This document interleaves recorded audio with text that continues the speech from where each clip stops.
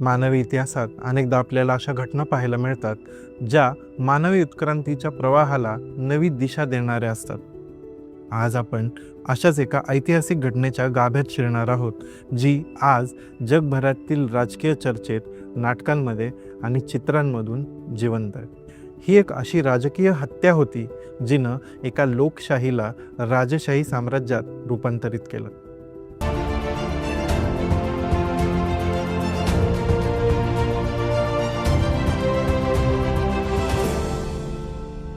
नमस्कार, मी प्रथमेश आणि आज आपण कुतूहल या आपल्या नव्या कार्यक्रमात पाहणार आहोत गोष्ट आइड्स ऑफ मार्चची. उद्या 15 मार्च हा दिवस रोमन इतिहासप्रेमींसाठी आइड्स ऑफ मार्च म्हणून कायम स्मरणात असतो. आइड्स म्हणजे लॅटिन भाषेत पौर्णिमा. इतिहासातली ही प्रसिद्ध आइड्स ऑफ मार्च घटना घडली ती इसवी पूर्व 44 या वर्षात मार्च महिन्यात आलेल्या पौर्णिमे रोजी, म्हणजेच 15 मार्च रोजी. इसवी पूर्व 44 मध्ये याच दिवशी रोमच्या संसदेत, म्हणजे आणखी नेमकं सांगायचं झालं तर पोम्पेईच्या थिएटरमधील क्युरी ऑफ पोम्पेई या सभागृहात रोमन सेनेटर्सनी भर दिवसा ज्युलियस सीझरचा खून केला.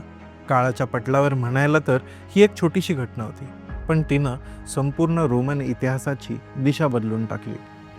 ही केवळ एक हत्या नव्हती, ही प्रजासत्ताक आणि साम्राज्य यांच्यामधल्या संघर्षाची कहाणी होती.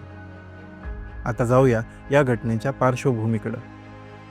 इसवी पूर्व 100 म्हणजे आजपासून जवळपास 2100 वर्षांपूर्वी तत्कालीन रोमन प्रजासत्ताकात जन्म झाला तो गायस ज्युलियस सीझरचा. तो एक चाणाक्ष राजकारणी, यशस्वी योद्धा आणि लोकप्रिय नायक होता. गॉल म्हणजे आजच्या फ्रान्समध्ये झालेल्या युद्धात त्यानं एकामागून एक विजय मिळवले आणि जवळपास ब्रिटनपर्यंत पोहोचत त्यानं एक अफाट भूभाग रोमन आधिपत्याखाली आणला. या युद्ध मोहिमेवरून रोमला जेव्हा तो परतला तेव्हा जनतेनं त्याला हात उंचावत स्वागत केलं. हळूहळू रोमच्या राजकारणात तो जम बसवू लागला. त्यानं भूमिहीन शेतकऱ्यांना जमिनी वाटल्या, सार्वजनिक उत्सव आणि मनोरंजनाची व्यवस्था केली आणि रोमन कॅलेंडरमध्ये सुधारणा केल्या. त्यानं सुधारित केलेलं हे ज्युलियन कॅलेंडर आजही आपण वापरत असलेल्या ग्रेगोरियन कॅलेंडरचा पाया आहे. आज आपल्याला ठाऊक असलेला जुलै महिनासुद्धा त्याच्याच नावावर आधारित आहे. पण त्याच्या याच यशानं सेनेटर्सना भीती वाटू लागली. सीझर जनतेत इतका लोकप्रिय होता की तो हुकुमशहा बनू शकतो असं त्यांना वाटत होतं. दुसरीकडं सीझरचं मन काय म्हणत होतं, तर तो स्वतःला मनोमन रोमचा रक्षक, नायक समजत होता. त्या काळच्या रोममध्ये वारंवार होणाऱ्या गृहयुद्धांनंतर रोम अस्थिर झालं होतं. सीझरनं तेव्हा काही काळ डिक्टेटर म्हणजे तात्पुरता हुकुमशहा म्हणून काम पाहिलं. पण फेब्रुवारी 44 मध्ये त्यानं स्वतःला डिक्टेटर फॉर लाईफ म्हणजे आजीवन हुकुमशहा घोषित केलं. त्याच्या मते हे रोमला स्थिरता देण्यासाठी आणि बाह्य शत्रूंपासून त्याची रक्षा करण्यासाठी तो करत होता. मात्र या कृत्यानं रोमचे सेनेटर्स घाबरले. त्यांना वाटलं आता आमचं प्रजासत्ताक संपलं, अरे हा तर राजा बनू पाहतोय. या मताच्या सेनेटर्सचे पुढारी होते मार्कस ज्युनियस ब्रूटस आणि गायस कॅसियस लॉन्गिनस, आणि त्यांचे विचार स्पष्ट होते. सीझरला मारलं नाही तर रोम गुलाम होईल. हा जो ब्रूटस होता त्यानं तर आपला पूर्वज म्हणजे लुशियस ब्रूटसचा आदर्श घेतला, ज्यानं 500 वर्षांपूर्वी रोममधून राजेशाही हद्दपार केली होती. त्यांना वाटत होतं ही हत्या प्रजासत्ताकाची सुटका असेल. दुसरीकडं सीझरला आधीच एक चेतावणी मिळाली होती. एक लोकप्रिय आख्यायिका असं सांगते की एका ज्योतिषानं महिनाभर आधीच सीझरला म्हटलं होतं, बिवेअर द आइड्स ऑफ मार्च, म्हणजेच मार्चच्या पौर्णिमेपासून सावध राहा.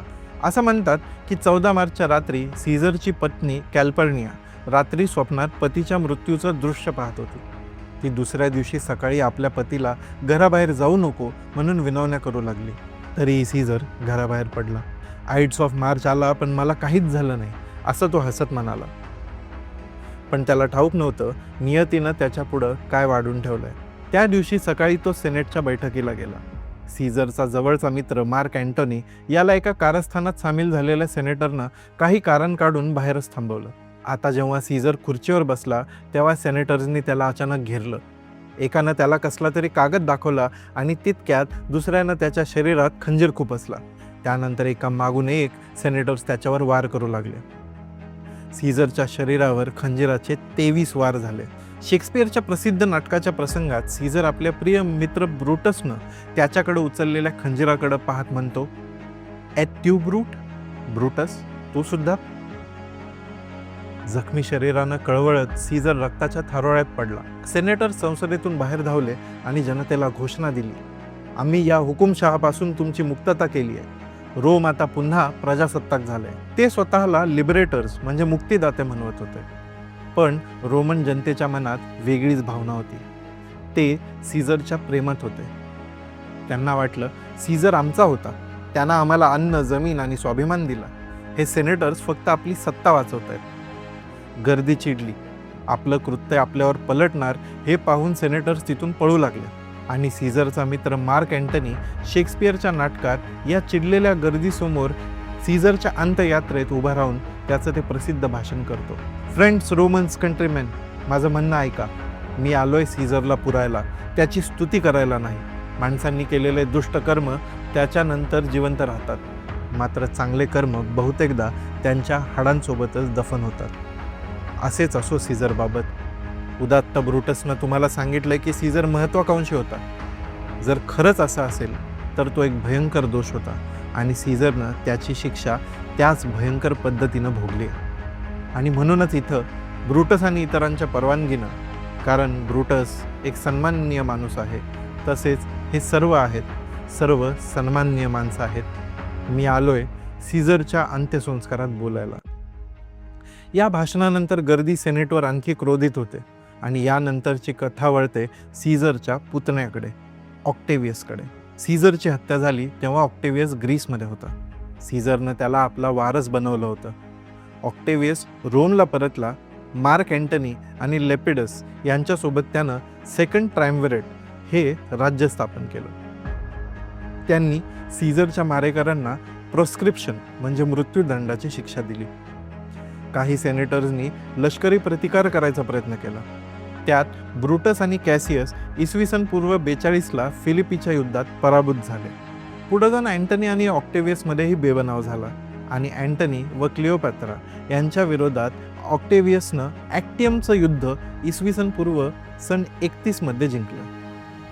इसवी पूर्व सन 27मध्ये म्हणजे युद्धाच्या 4 वर्षांनंतर ऑक्टेवियसनं ऑगस्टस हे नाव धारण केलं आणि स्वतःला पहिला रोमन सम्राट घोषित केलं. होय, आपण ज्या महिन्याला ऑगस्ट म्हणतो तो त्याच्याच नावावरून नेमलेला आहे. तसं म्हणायला रोमन संसद अस्तित्वात होती, पण खरी सत्ता ऑगस्टसकडे होती. प्रजासत्ताक संपलं होतं आणि साम्राज्य सुरू झालं होतं. इथं स्क्रीनवर विन्सेन्झो कामुच्चिनी याची प्रसिद्ध painting the death of Julius Caesar, जी 1804 साली काढली होती, त्या पेंटिंगची आठवण येते. त्यात सीझर रक्ताच्या थारोळ्यात लोळत पडलाय आणि सेनेटर्स खंजीर घेऊन उभे आहेत. या एका क्षणात प्रजासत्ताकाचा अंत आणि साम्राज्याचा जन्म दाखवलाय. हे पेंटिंग आजही इतिहासाच्या या वळणाची साक्ष देते. ही कथा फक्त इतिहास नाही, यातून राज्यशास्त्राचे काही अमूल्य धडे मिळतात. पहिला धडा, भीतीनं प्रेरित कटकारस्थानानं नेहमी अपेक्षित फळ मिळेलच असं नाही. रोमच्या सेनेटर्सनी सीझरला मारून प्रजासत्ताक वाचवण्याचा प्रयत्न केला, मात्र त्यामुळं गृहयुद्ध सुरू झालं आणि प्रजासत्ताक कायमचं संपलं. हुकुमशहा बनू पाहणाऱ्या कुठल्याही लोकप्रिय नेत्याचा प्रतिकार हिंसा किंवा षडयंत्रानं करून लोकशाही वाचवता येत नाही. त्यासाठी जनतेचा पाठिंबा आणि पारदर्शकता गरजेची असते. दुसरा धडा, लोकप्रियता ही स्वतः एक प्रकारची सत्ता असते. सीझर सेनेटपेक्षा जनतेत लोकप्रिय होता, म्हणून हत्येनंतर जनता सेनेटवर चिडली. राज्यशास्त्र सांगतं की पॉप्युलिझम म्हणजे जनसमर्थन असलेली लोकप्रिय व्यक्ती ही सैनिकी किंवा संस्थात्मक सत्तेवरही वरचढ ठरू शकते. आणि आता तिसरा धडा, लोकशाही प्रक्रियेवर चालणाऱ्या प्रजासत्ताकात चेक अँड बॅलन्स म्हणजे अधिकारांचं संतुलन किती महत्त्वाचं असतं हे यातून स्पष्ट होतं. रोमन प्रजासत्ताकात सेनेट, कॉन्सुल आणि जनता यांचा ताळमेळ असेलही, मात्र सैन्य सीझरसारख्या व्यक्तीला निष्ठावंत झालं होतं आणि तेव्हा त्याच्यासमोर इतर संस्था कमकुवत ठरल्या. ऑगस्टसनं यातूनच धडा घेत सत्ता प्रिन्सेप्स म्हणजे पहिला नागरिक किंवा प्रथम सेवक म्हणून सांभाळली. उघडपणे राजा न दिसता त्यानं साम्राज्य चालवलं. आजच्या लोकशाहीतही जर एका व्यक्तीला सैन्य किंवा जनसमर्थन मिळालं तर संस्था कशा टिकवायच्या हा प्रश्न उद्भवतो. शेवटी ही घटना सांगते की इतिहास एक वर्तुळ आहे. सीझरच्या मृत्यूनं रोमला साम्राज्य बनवलं, जे पुढे अनेक शतकं टिकलंही, मात्र त्यानंतर त्याचं कायमचं पतन झालं. तर जेव्हा जेव्हा 15 मार्च येईल तेव्हा आयड्स ऑफ मार्चचा हा इतिहास आठवा. ही फक्त एक तारीख नाही, तर राजकीय महत्त्वाकांक्षा, जनसमर्थन आणि संस्थात्मक अपयश यांचा एक रंजक इतिहासाची साक्ष आहे. तुम्हाला ही गोष्ट आवडली असेल तर लाईक, शेअर आणि सबस्क्राईब नक्की करा. जमल्यास हा व्हिडिओ हाईप करा. तर भेटूया पुढच्या व्हिडिओत मानवी इतिहासातलं असंच एखादं रंजक पान घेऊन.